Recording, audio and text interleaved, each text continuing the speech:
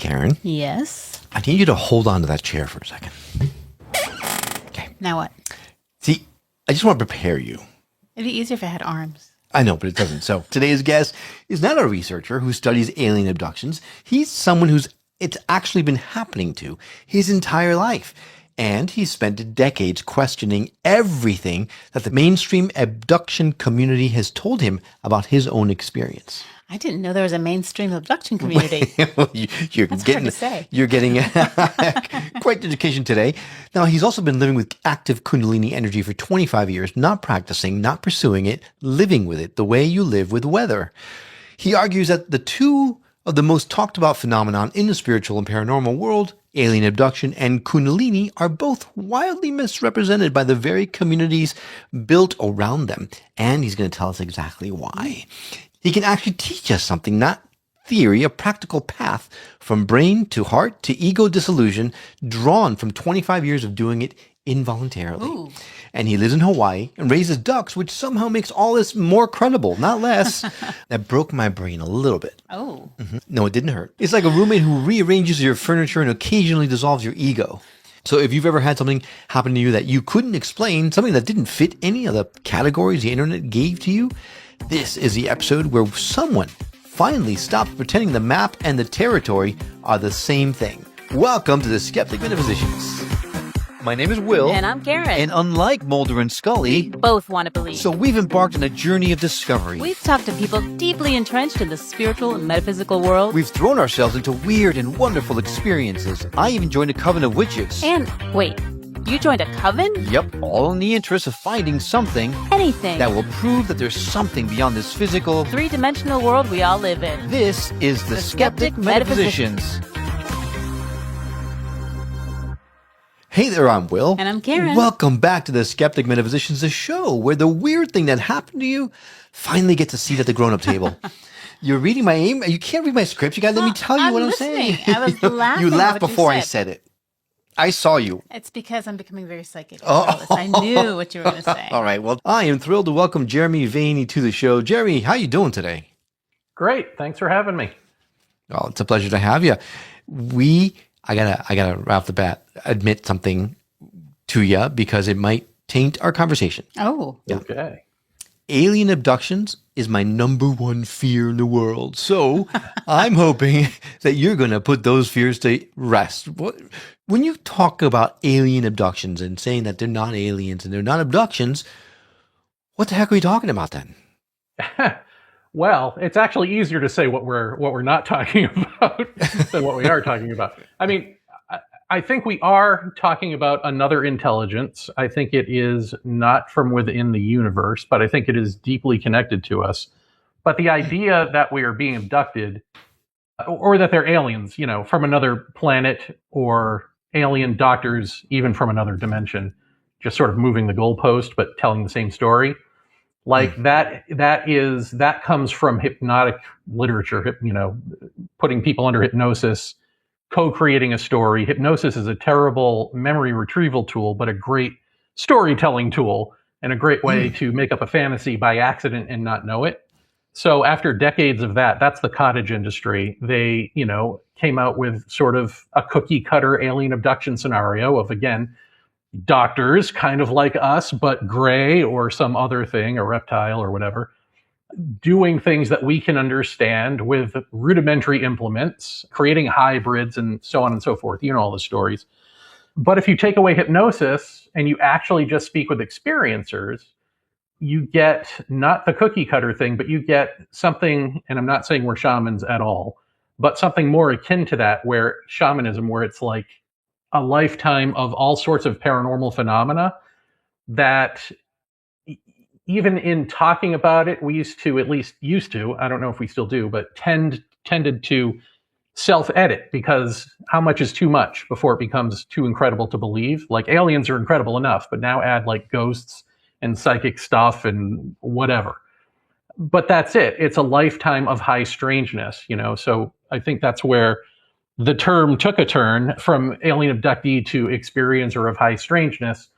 And ultimately, I think the thing that's kind of hard to wrap your head around is what is it doing? What are they doing? What is actually going on if that's not it? And well, let's take a Sure. step even further back. Like, if they're not aliens, what are they? I don't know for sure, but I think that they are interdimensional but connected to us. So if you think about that, there are only a certain amount of dimensions that we can comprehend, but we're actually more dimensional than that. String theory has us, I think, at 9 dimensions or something like that.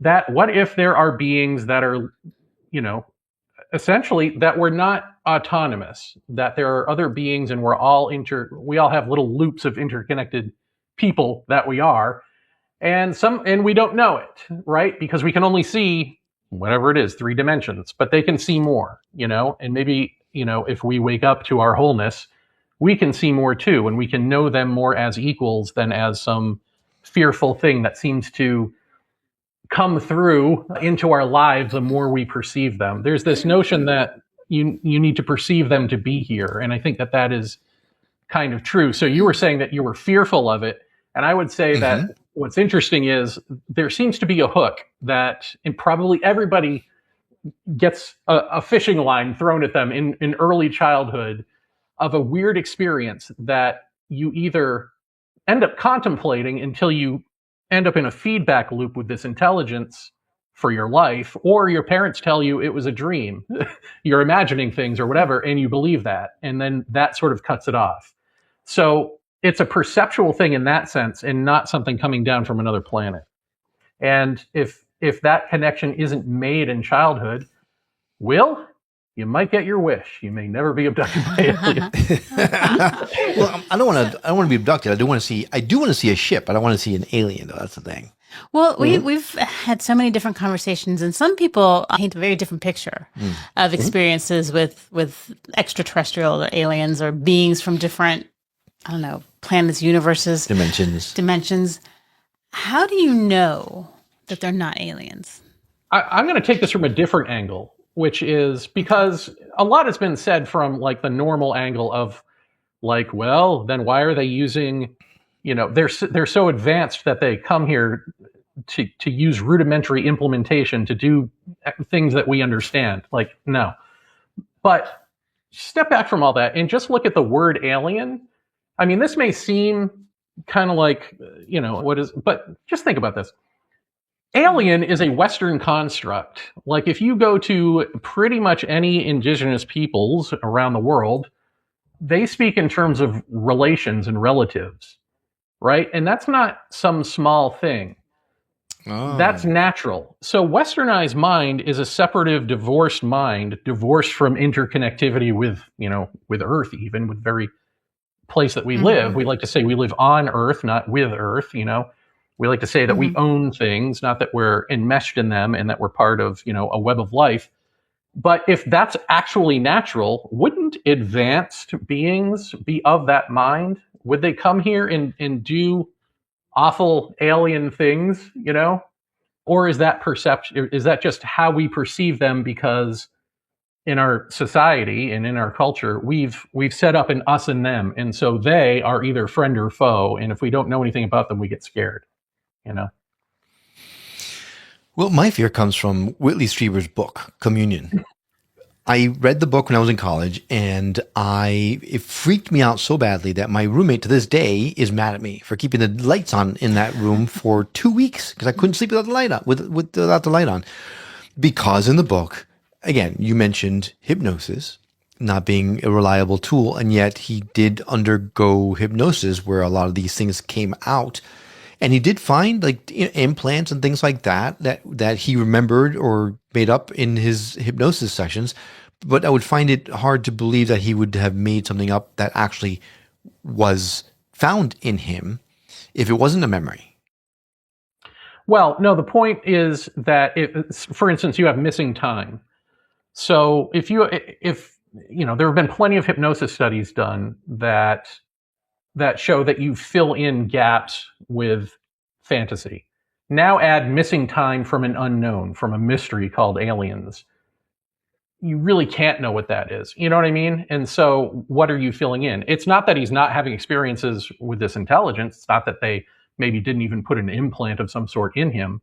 It's that all that unaccounted for stuff that you're going in to try to flesh out, that's like amnesia, is, well, I'm trying to think. We had a psychologist tell us once on Paratopia. Jeff Ritzman and I used to host a show called Paratopia, and he said it's no better or worse than getting someone drunk and trying to ask them to tell you the truth, you know? But Whitley's book, so now I'm friends with Whitley, and I've spoken to Whitley about all this stuff. And what he would tell you is that hypnosis now is bad because we all know what the story is and because the hypnotists are junk. But that back then it was new, and he used the top of the line, you know, police, forensic, whatever, hypnotist and all of that. And so, you know, you can take that however you want to take that. I would just say it's unfortunate, but we have to throw all hypnosis out as testimony to the truth. But that doesn't diminish his story at all, because he's got plenty of stuff that wasn't recovered through hypnosis. And as an experiencer, in high school, when I read this book, when I read Communion, it scared me too, but it also was enlightening because it was different, because it did say, remain open to the question. Don't just say it's aliens. You know, he calls them visitors. And, you know, as you know, you've read the book, he goes through a bunch of different sort of possibilities of what it could be. And I found that more enlightening, I think, than any of their alien doctors doing doctor things. But so I would think, and I think I get what you're saying, that the shamanic definition, or I don't know how indigenous peoples talk about these visitors, it's more akin to family, like ancient ones, things like that, which I understand. That they're almost like you're making a connection between maybe a long lost lineage of ours or something like that from a different dimension, or maybe in the future or something like that. Who knows? But then my question then lies in the fact that if this is truly not an alien abduction, what do they want, and why are they doing it in a way that it's scaring the heck out of us? Well, this is why I think they're interconnected with us, because I think it is one waking oneself up. You know, we appear as 2 or 3 or 4, but it's really one waking oneself up. But you can't just do that by having a sit-down conversation. So I think, you know, the abduction phenomenon has been compared to, well, it's been compared to shamanic stuff. It's also been just compared to modern myth-making, a modern path of waking up or something like that. And I would say that it sort of is, but it's only because it's using the languages that we speak that best foster that in us. But the problem is that we want to define everything, and we want to know, right? We don't like to live in the question, as Whitley suggested we do. And so it's easy to jump to whatever the consensus thing is, like, oh, this is aliens. Oh, this is whatever. But I mean, I've seen, in fact, you know, I talked to Bud Hopkins, who used to be the biggest proponent of little alien doctors. He wrote the book Missing Time. He wrote the book Intruders. And he admitted to me that he edits, or he's dead now, but when he was alive, he had outliers. So he had a story in mind that appealed to him, which was alien doctors. And he would not take the testimony of anything else to present that story. I mean, so that's what that is. And I would just say, like, I mean, maybe it's a different perspective as an experiencer than someone who's looking at it from the outside, because I really want to know what's going on. You know what I mean? Like, I don't want to attach myself to anything, because none of them ring true. Let's put it that way too. Like, none of that stuff rings true. The stuff that rings true is like live in the question, Jacques Vallée, early Jacques Vallée type of stuff, where it's like, we don't really know what's going on, but that's okay. Live with that. Just be open to whatever it is and see what happens. Because if we define it, if we tell them what they are before they've even said hi, where's the relationship in that? And I think if something is being communicated, or, you know, something along those lines, we've got to be receptive to it. We can't just block it out because we're scared or because we like one answer over another. So, how did you first realize that it wasn't what our typical thought of aliens is, and that it was just, I guess, parts of us? It's almost like your higher self or something. That's what Yeah. you're saying, yeah? No, I'm saying they're other beings. I'm just saying they're sort of attached to us, like what are those? Parasite? Like you make those paper dolls that you spread out, and they're all sort of attached. It's Gotcha. just that some of them are aware enough to see the entire string of beings that they are, and some aren't, and so they look like scary, but it's really just like it's your own hand doing finger puppets at you, like trying to get you to wake up to the body. But I would say that, like, in high school, I was fortunate, I guess, in that I came to understand this stuff early on. And so I got out of my system all of the aliens, disclosure movement, all that concrete stuff. I sort of got out of my system early. So I don't have to struggle with it now, which is good. I didn't come to this thing that I'm talking about now until much later, but I mean, I've sort of always kind of intuited, I guess, that it was something bigger. I just couldn't couldn't wrap my mind around what that bigger thing could be, because if it's interconnected with us, but it's not us, but it kind of is, what is that? And so essentially you've got to like start with you. You've got to start with the basic question, what am I? Who am I? And then work from there. I think we're working backwards to like thinking we know what we are. Now, what is that? What is that advanced being? So you've experienced these things for a long time. Can you share with us one particular instance that it happened to you that just completely removed any doubt whatsoever about what these things might be? Well, yes, I will tell you an experience, and this will get to how do you know they're not aliens from another planet too, this was in 2001. I had, I'm not going to get graphic or anything, but I'll just say I was a virgin at the time, and I had my first love Experience. visiting. And one of the reasons that I was a virgin well into my 20s was because of this phenomenon. Like, I was afraid, because I'd always afraid of the things that I've read, which are like, you can pass it on to people, and like, what right do I have to do that to somebody? So, but, bite the bullet. And, I'll take one for the team. So that happened, and nothing happened on that first night. So I breathed a sigh of relief. Night 2, however, was the most like in my face sort of abduction experience, where I woke up in the middle of the night because there was a bright light coming in through the window.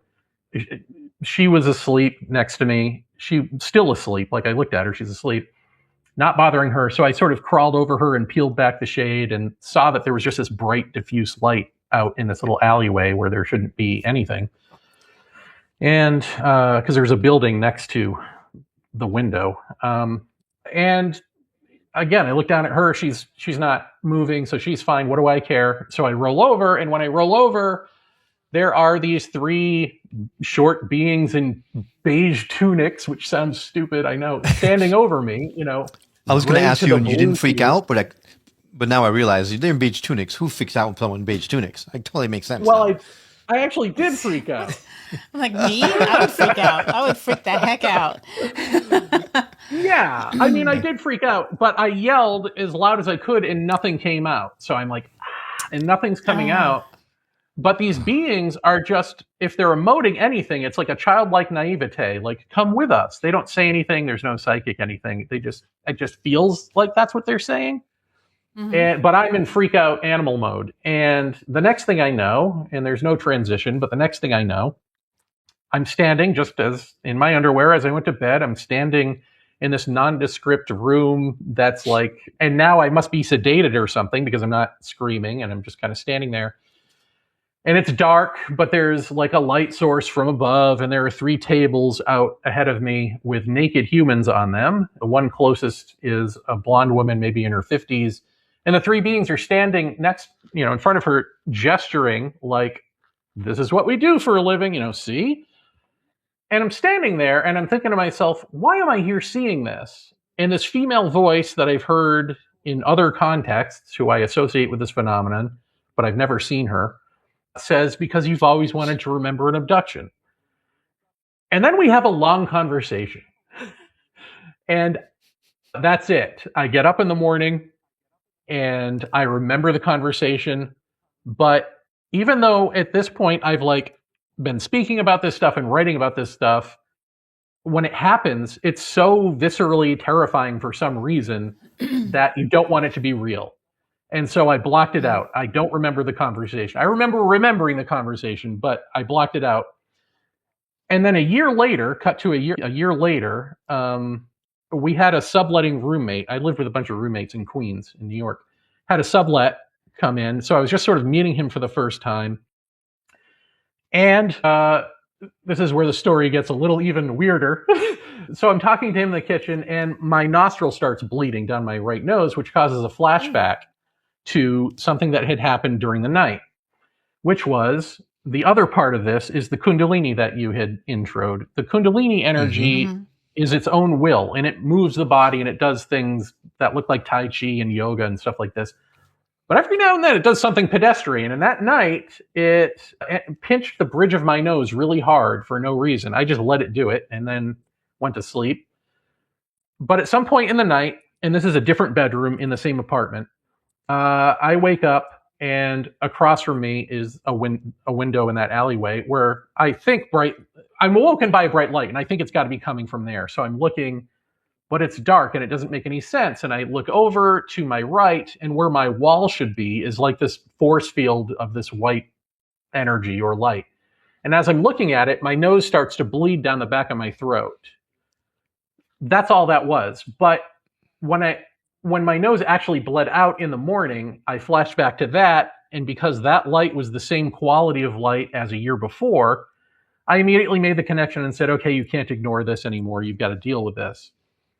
So what I want to say about that is, well, one, I think the Kundalini cauterized my nose so I don't bleed all over the sheets. So there's obviously a connection between that and this.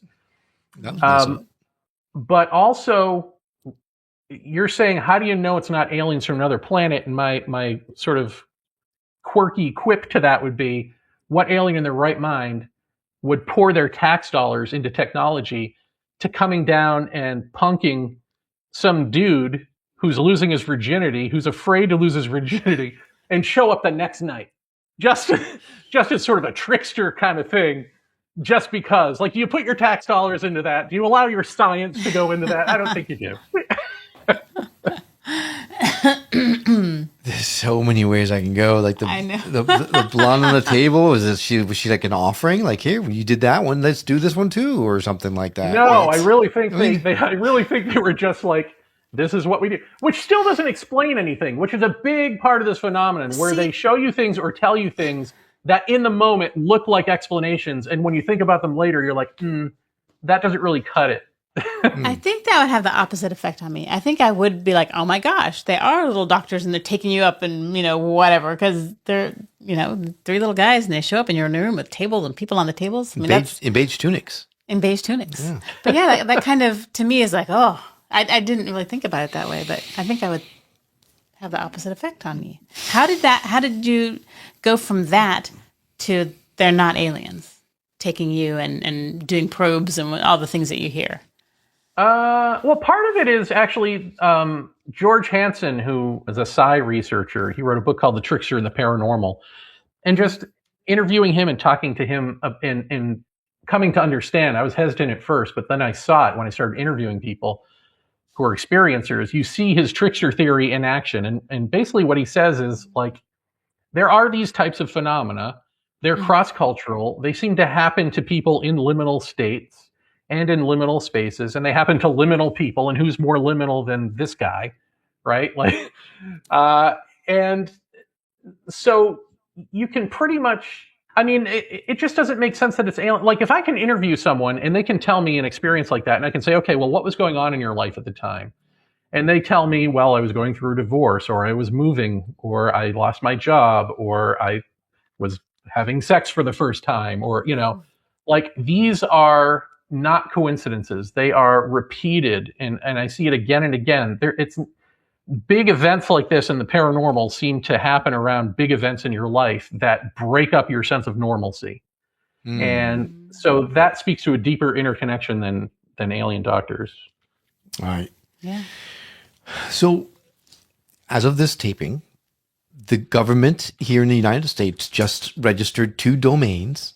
One is alien.gov, the other one is aliens.gov. No explanation as to why, no disclosure. It was just found that they had just registered these domains. There's rumors that there's going to be a July announcement or something like that they're going to disclose something or another. Steven Spielberg is about to come out with Disclosure, the movie itself. There's a lot of momentum in the direction of it's aliens. What's your take on these websites that they just registered? Are you sure it doesn't have to do with ICE and deporting people? Well, the only reason why I would say, because I thought about that, the only reason I would say not is because maybe Trump not long ago said we're going to order the Pentagon to disclose everything, to release all these files. And so it was done apparently by the Pentagon. So, I mean, it's like there's reasons to believe that it is more UAP phenomenon than it is a Juan and Peter phenomenon. Right. Well, I mean, the thing is, I mean, you're asking the wrong person, because I'm going to tell you, I wouldn't trust anything that came out of them. But also, this idea of disclosure happens every few years. It's coming, it's coming, it's coming. And then you get the whistleblowers, and then nothing. And then they go on the speaking tours and develop their own speaking companies. And that seems to be what happens. So I would say it's going to be just more distraction. Spielberg, I mean, okay. He also did War of the Worlds. There wasn't disclosure then. He did Close Encounters. There wasn't disclosure then. I mean, he's a filmmaker. That's it as far as I can tell. So yeah, I don't really think anything's going to come of it. If it is, I mean, great. Like, if I'm wrong, I don't care. You know what I mean? Like, I don't have a vested interest in this not being aliens. I'm just telling you what, like, makes sense after a lifetime of stuff to me. But if it turns out I'm wrong, that's not like a big, ontological shock. It's like, okay, well, let's deal with that. But why do we trust the source when the government doesn't tell you what you want to hear? It's don't trust the government. And when they have a whistleblower who's like shady, it's like, oh, let's put this guy on a pedestal. So we got to watch ourselves and what it is that we want, because they're going to play into that. We need discernment, right? I heard all kinds of false flag. There's apparently some sort of program that they're going to be using holographic technology to fake alien invasion, and they're going to say all the reason for anyway. But let's not go there. The question that comes to mind is: it still happening to you now? Are they still coming to you? That's an interesting question. I don't. That's why they pay me the big bucks. That's right. My wife thinks, like, because we live in Hawaii, somehow the energies don't react the same way. Like, things happen, but they're more natural related things. Like, Whitley came and stayed here. Whitley Strieber came and stayed here. And as we're pulling into the yard for the first time, like, an owl swoops in front of the car. I mean, things like that, where you're like, okay, that's classic Whitley Strieber, right? But there are no aliens associated with that. So it is as if, like, the energy or the intelligence is there, but it wears the mask of the culture or the land in which it is, emanating, perhaps. But I would also say, like, for me personally, like, I've had a couple of weird experiences before my wife moved here. Like, we had just gotten this place. And so in the months before she moved here from New York, I had weird experiences. And then when she moved here, nothing about this stuff necessarily. There were some weird things, but nothing hugely drastic. No aliens standing over me, in other words, right? But also my relationship with the Kundalini stuff and whatever, I think I've changed. So I think the relationship has changed. Like, my need to see that has probably changed. And so they don't come around much anymore. They don't need to. Well, let's dive into the Kundalini things, because everything you hear about Kundalini awakening can be very traumatic, and yet you seem fine. So, yes, I seem fine. Don't we all seem fine?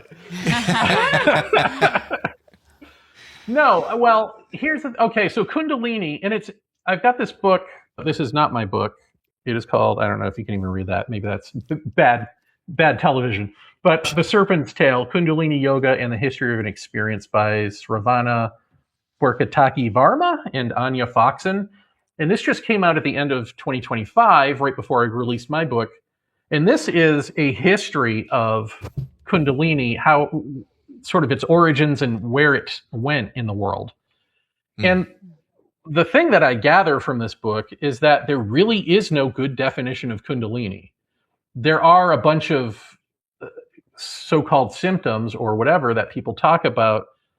But if there is a good single definition or a good single, like what it actually is, it's been hidden from us all this time. And obviously people come along and then they want to sell you something. So, and especially in America where they're like, oh, Kundalini yoga, Kundalini breathwork, Kundalini, Shakti pot, I can just give it to you.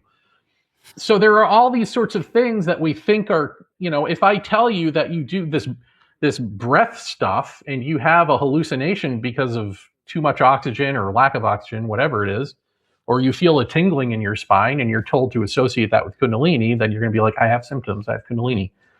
But what none of them in this book have gotten is that the death of self has to occur. That all this stuff that's in this book and all this stuff that you hear about and see on YouTube that's Kundalini is all thought constructs. And there needs to be a moment of the death of self for truth to become one. Truth as a first person experience comes through you. And so you start speaking wisdom and the body has choiceless action. It starts moving on its own. And I have a feeling that what happened is a bunch of ancient people who cared about this stuff deeply and got it, did these movements, jotted down, these things that we now call yoga or exercises, but are after the fact. Before the fact, they just happen naturally. After the fact, I jotted down a system and now you buy it. now you come to me and I'm your master. You know what I mean? Mm-hmm. So that's Kundalini is the will of silence. Silence is what you become when you're not there. That all sounds like sage riddly. I need a bigger beard to say that, but that's kind of what it is. It's a willpower of truth that moves the body around. And so you will get some of these things that you do see online, psychic awakenings or, spontaneous movements or whatever. I mean, it is spontaneous moving, but it's not like what you see, and it's not controlled by you. You don't control it like an on-off switch.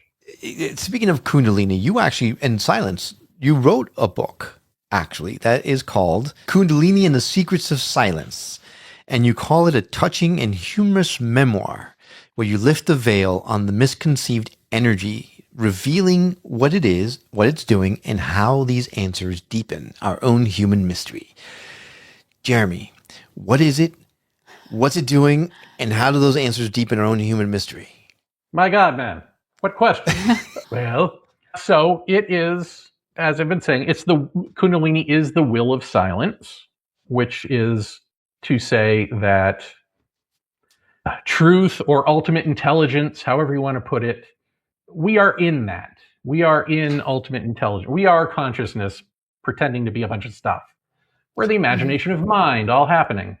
And you can actually, and I would say that what true human nature is for us to be, and not assigned to a Jesus, a Buddha, or whoever, to be that first person experience of ultimate intelligence. So that timeless, formless, ultimate intelligence comes into time and form this way.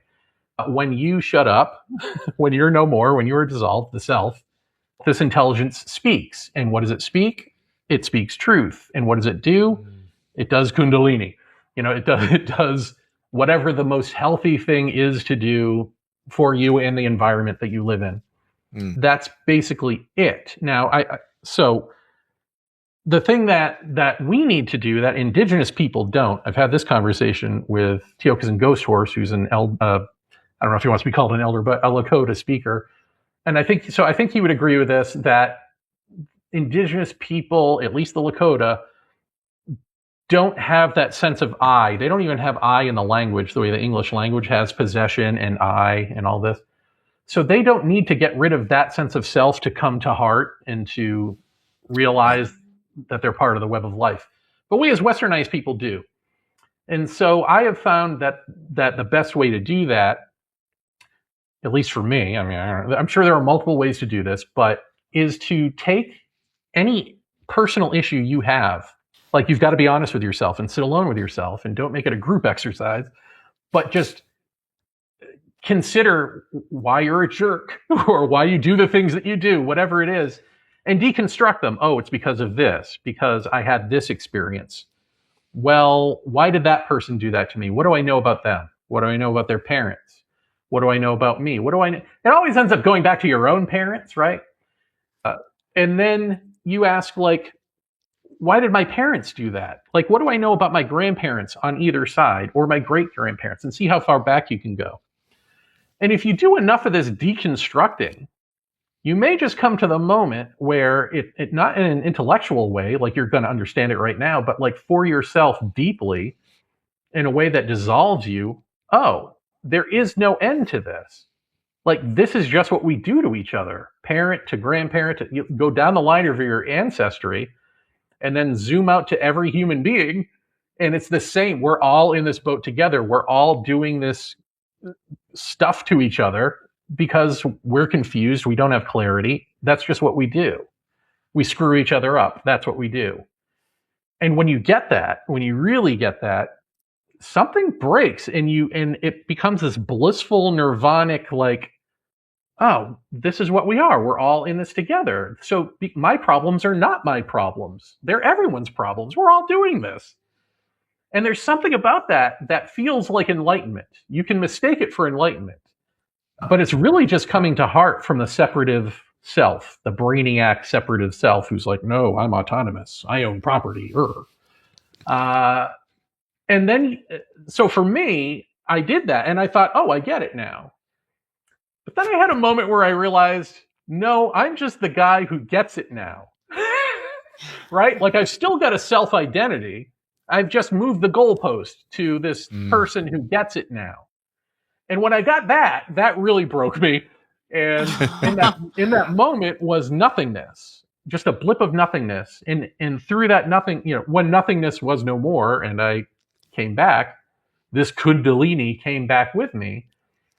And it rose up the spine, but just the once, rose up the spine, and to my head, you could feel it's palpable, and started rotating my head like this, like an exercise, not like The Exorcist, but all I have is The Exorcist to go by. And so I thought, oh, great, now I'm possessed. Like, what is this?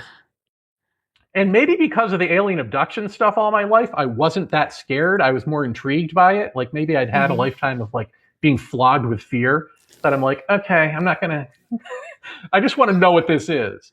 And so I stuck with that and let it unfold and let it do its thing, because I didn't want to get in the way. I felt like at some point I could be like, oh, now I'm a psychic. Now I'm a healer. I could, shut down and form a new identity. But I really was like really interested, like, what is this leading to, if it's leading to anything? And so I just let it play out. And the thing that it led to, that I haven't heard anybody say, which leads me to believe it's unfortunately rare, but I can't be the only one. Like, that's just not possible, is I've only experienced this 3 times, which is, well, let me start this. The Kundalini, if I just shut up for a second, will come active and do a thing. This other thing I'm not in control of, which is you literally feel, it feels like a surgically precise slit opening in the spine, at the base of the spine. Oh, good God.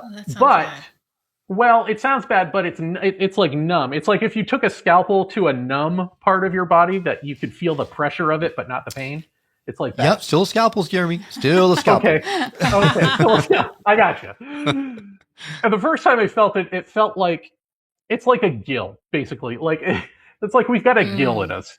And this blissful beating energy came into the body through the slit from head to toe, only my backside, but it felt like I was not levitating, but it felt like I was levitating on these beads of just blissful joy for maybe, I don't know what, 15 seconds or so. And then it went back out the slit and the slit zipped back up or whatever, unscalpeled itself. And that was it. The second time it happened, and now this is going to be scary, Will, so prepare yourself. Oh, The second time it happened, the slit opened, the blissful beating energy came in, but then some sort of red, demony, gargoyle-looking thing came in with it, and I say that because I could see it superimposed over me. I could see its teeth gnashing. Just bizarre, and I could feel what it felt like. And it felt like an immensely ancient, not at all smart, not intellectual at all, but an immensely ancient being or something from somewhere else. And my fear in that moment was like, oh, this is where I had a really bad back at this point in my life. And my fear was like, if I didn't have that bad back, is this where I have like temporary insanity and I get up and kill my roommates and run into the street and then I have to say like I was possessed by a demon? Like, is that what this is? Like, I do have these fears in the moment. I'm not immune to them. No. The fact that you even went there scares me a little, to be honest with you. I would have thought instead, is this the reason why my back hurts? Because I had this thing in my back, but you take it to it. Am I supposed to go kill my roommate? Oh my God. Well, I didn't think, am I supposed to go kill? I just thought maybe it would go kill them. But it didn't, as far as we know. Oh, that's Hey. No, I'm kidding. So, no, but what it felt like it wanted was just to bask in the glow of being alive for the few seconds that it had, and that was it. It did that, and it slid out, and the energy slid out, and the thing zipped up. And the third time it happened, and this was in 2000. Wait a second. Hang on. Wait. It went back inside you, and you didn't freak out? I'm not saying it slid out. It slid out into the ether, into wherever. Oh, okay. Yeah. It didn't slip back inside you then. No. Gotcha. No, and it was just that once. And then the third time, energy comes in, same thing. Slit opens, energy comes in, it slips out, and I slip out with it. Ooh. And in this third time, I slip out into nothingness, into complete unconsciousness. So like an out-of-body experience? Well, first there's nothingness, and it's sort of out of body, but not. We'll get to that. So there's nothingness, and then nothingness becomes conscious. And in that moment of consciousness, I am now aware again. And what I am seeing and being, there's a sense of seeing and being, is like a circle of clearness over black expanding. And it can't be an out-of-body experience because I feel it expanding in my brain. Like, I feel an elasticity, and I feel like it's about to snap, and I think, oh, I'm about to have an aneurysm and die. Like, once again, I go to the worst-case scenario. Seriously, Jeremy, you gotta stop that. Or start writing scripts. Yeah. So it expands, and it finally does snap. I don't die. It snaps, and there is a dot of light, and from that dot of light, the entire universe poofs into existence. And now it is, I am seeing and being each individual thing at the same time. So I'm seeing and being hot rock jettisoning through space, and I am that rock, and I am that space. I'm seeing and being planets and suns and all of this, and I am that. So it's this, but all at once. Like, it's incomprehensible in a way. Mm-hmm. And the only thing I could even compare it to is like a fly's eye, which is a horrible comparison. But it's like a fly's eye is segmented into a bunch of different eyeballs, all seeing, making one picture, but also I would like to think the individual pictures and the big picture, but apparently they don't have that capacity. So it's a bad analogy. Oh. But anyway. It's not a veiny fly. Right. So that's what it is. That was, I mean, I know we're short for time, so I want to get this in as, it's like, this is the big universal I am experience, and I'm just glossing over it for you. But thanks for that. The Cliff Notes. Bullet points. This ends, and I concentrate on the headache that I had gone to bed with and sort of pull myself back into normal consciousness. And I go back into the slit, and I can see, I'm like, my sense of perception is going up into a spot in my head. But as I'm going, I can see my innards. I can see like blood and bones and, as I'm going. going up into myself. And then the slit closes and I jump out of bed and I pace around like an animal. Like that was it. Insane. That's what we are. Yeah. And then there's this immediate sense of, who do you want to be? Do you want to be that guy? Or do you want to be normal Jeremy, who has this as a story that you can give to people and explore and all of that? And for some reason, I didn't think I could be both, or I didn't know, because who knows what that guy looks like in a day-to-day reality. So Right.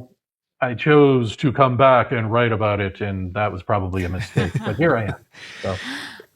Well, I'm not sure about a mistake, Yeah, but no. So I think that's I'm what gonna Kundalini leads to, or at least that's one of the things. Like you're asking, what is it Right. for? What's it about? And I think that's what we're all supposed to be. Like I think we chew our way out of the cocoon, and that's us flying in some way. That's universal consciousness. But instead, we just have put HD TVs and computers in our cocoon, and we're like, nah, I'm good. I'll just stay here. Right. So I've got to ask this question with every due respect. I mean, it just has to be asked, right? How many drugs did you take before this happened? No drugs. The only time I ever did drugs was after that big IM experience. For Paratopia, the podcast, I did this much shrooms, like a hero's dose of shrooms, to compare it. Well, for me, I wanted to compare it to everything that I've experienced, but Jeff Ritzman and I, he was an experiencer too. He has passed away, but he was an experiencer. And we'd always heard that people can have abduction experiences on shrooms. And I wanted to see what it was, So we went in to do it as like a sort of an experiment, just like, let's see if we can conjure an abduction and whatever. And it was not, I would say it was, to me, it was Cartoon Town. It was frustrating. It was, I can see why people would think doing hallucinogens is enlightening. It's not. It's actually, I liken it to the difference between laughing because you understand a good joke and tickle torture. You're laughing in both cases, but one is torture and the other is understanding. And that's the big difference. This is like you're inside someone else's imagination, some mushroom's imagination for a while. It's like, look at this, look at this, look at this. And you're like, I don't want to look at that.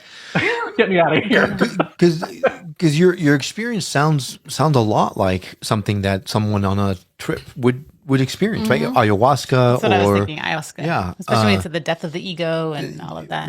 Right. The birth of the universe out of the flash of light, right? All these things are very similar to some of the people that we've talked about from ayahuasca trips, but this was completely natural. That you didn't have anything inside you that elicited this experience.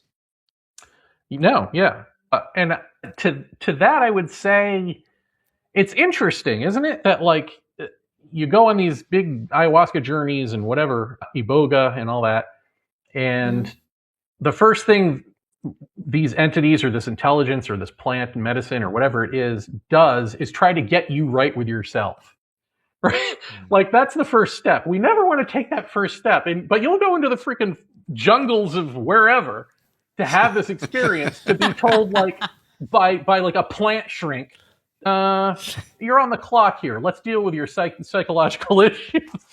So I don't know. I find that kind of funny, but I would say like there is even a difference there. Like I don't think that gives you this experience necessarily. Like nothingness. I've seen a bunch of YouTube videos where people have done ayahuasca and said that they entered a state of void and they were depressed about it, or they found themselves alone in nothingness and they felt one way or another about it. Nothingness is nothingness. There is no you. There is no void. So what I would say is that plant medicine stuff it's replicas. It's like a carnival of the mind kind of thing.